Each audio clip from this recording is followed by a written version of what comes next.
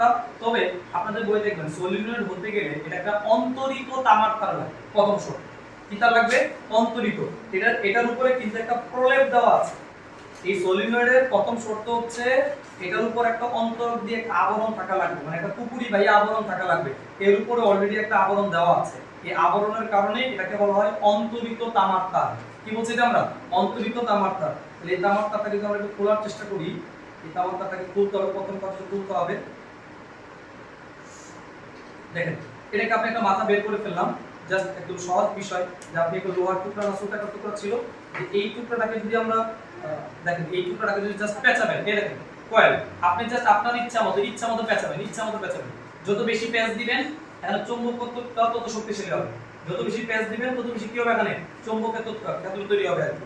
দেখেন এই যে আমি পেঁচটা দিলাম, মনে করেন আমি যদি এমন তুলে ফেলি, এই ধরেন এই তারে কিন্তু দুইটা মাথা বের